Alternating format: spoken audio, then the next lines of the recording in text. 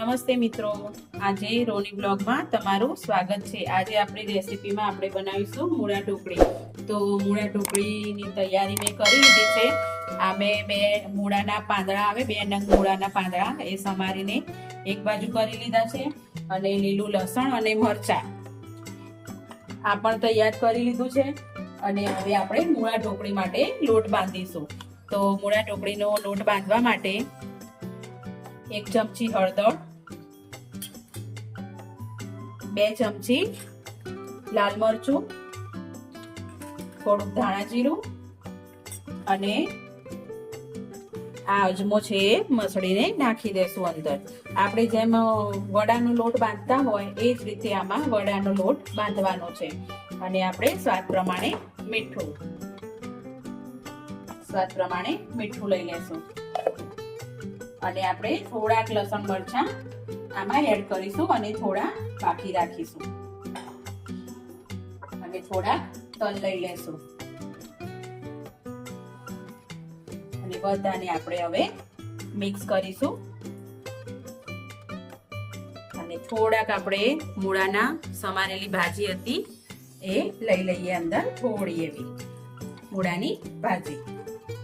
એકદમ સરસ ટેસ્ટ આવે આનો અને ખાવામાં પણ એટલી મસ્ત લાગે।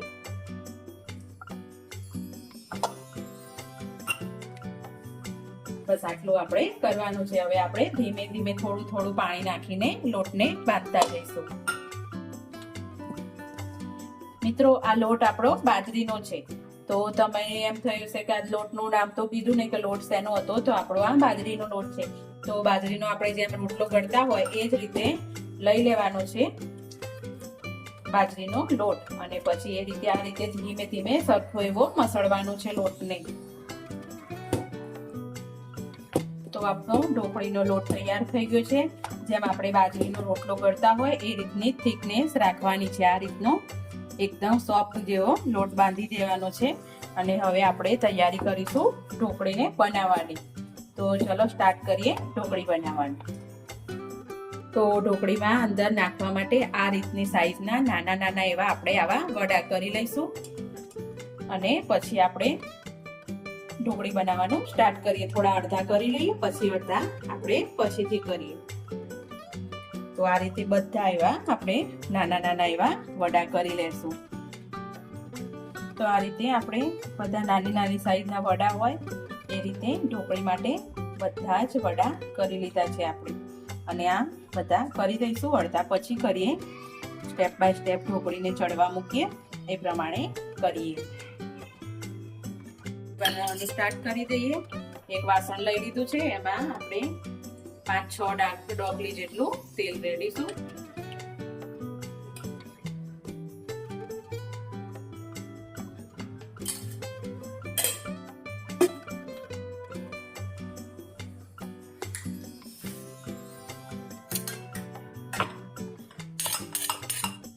તો આપણું તેલ આવી ગયું છે।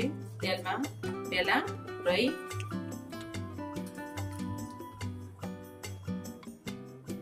થોડું જીરું,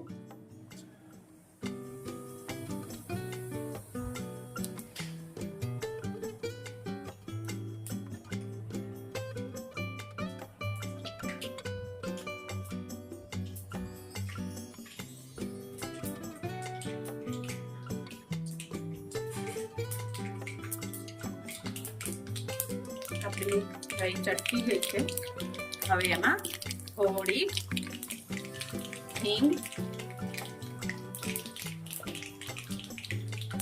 સહેજ આપણે હળદર નાખીશું વઘારમાં અને આપણે લસણ અને મરચાં ક્રશ કરીને મૂક્યા હતા પીસીને એ નાખી દઈશું। એને થોડી વાર એવા થોડા થવા દઈશું અંદર અને થોડું એવું આપણું પાછળ ફરીથી મસાલો કરીશું। હળદર, મરચું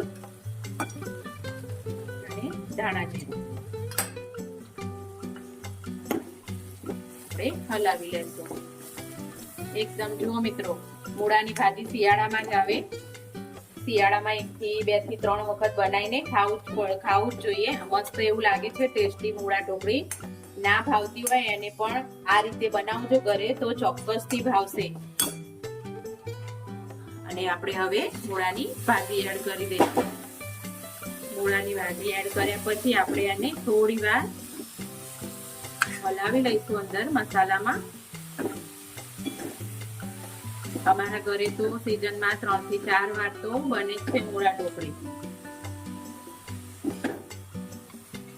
તો બધાએ એકવાર જરૂરથી ટ્રાય કરજો. આ રીતથી એકદમ મસ્ત એવી મૂળા ઢોકળી બને છે.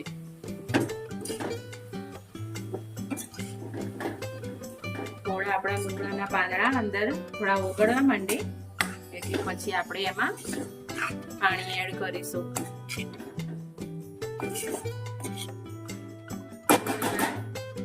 સહેજવાર આપણે એને છોડી દઈશું એમના એમ. તો આપણા પાંદડા એવા મસ્ત એવા અંદર ચડી ગયા છે તેલમાં. અને થોડું આપણે હજી મરચું અને હળદર એડ કરીશું. આમાં થોડું તીખાશ જેવું હોય ને તો મજા આવે ઢોકળી ખાવાની, એટલે આપણે થોડી મરચું અને હળદર નાખીશું. અને મીઠું સ્વાદ પ્રમાણે લઈશું. તમારે જે જોઈતું હોય એ પ્રમાણે સ્વાદ પ્રમાણે લેવાનું, ઘરમાં જે રીતે લેતા હોય એ પ્રમાણે. તો હવે એડ કરીશું આમાં આપણે પાણી એડ કરીશું.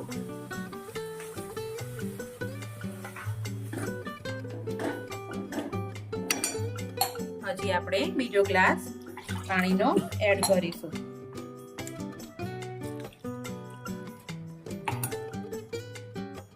તેથી 3 ગ્લાસ જશે પાણીના આમાં. હજી આપણે ત્રીજો ગ્લાસ પાણી નાખીશું.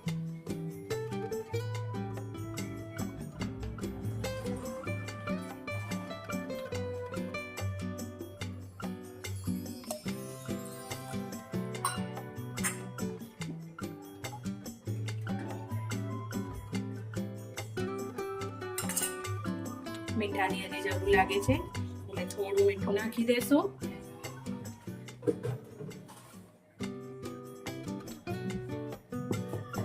અને થોડી એવી આપણે ખાંડ નાખીશું ચપટી જેટલી.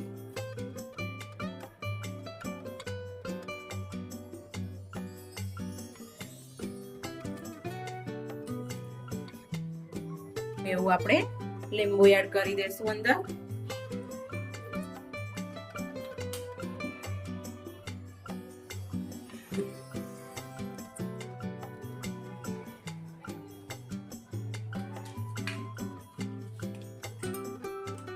પાછું ફરીથી આપણે થોડું હલાવી લેશું.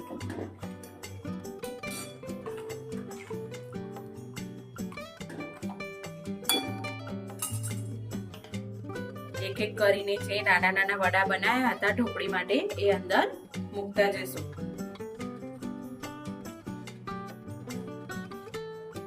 ધીમે ધીમે તમે મૂકવાના વડા. પાણી ગરમ થઈ ગયું હોય એટલે ધીમે ધીમે મૂકવાના અને આ રીતે બધી રીતે બધે ગોઠવી દેવાના બધી સાઈડોમાં. અને એકદમ એવી મસ્ત એવી મૂળા ઢોકળી લાગે છે.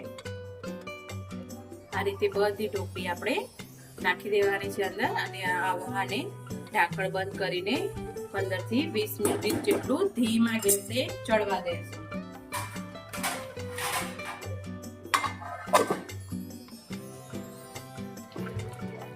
આપણી ઢોકળીને થોડી એવી ઉપર નીચે કરી લેશું અને હલાવી લેશું, ભાગે નહીં એ રીતે. આ રીતે ઉપર નીચે કરી લેશું. તો હવે આપણી થોડી વારમાં ઢોકળી એવી આપણી તૈયાર થઈ જશે.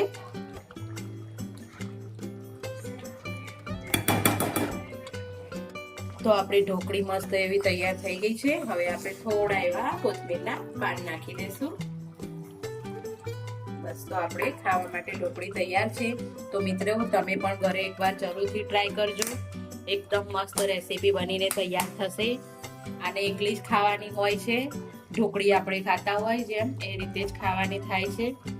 તો તમને અમારો આ વિડીયો ગમે તો લાઈક કરજો, શેર કરજો, સબસ્ક્રાઇબ કરજો. Thank you.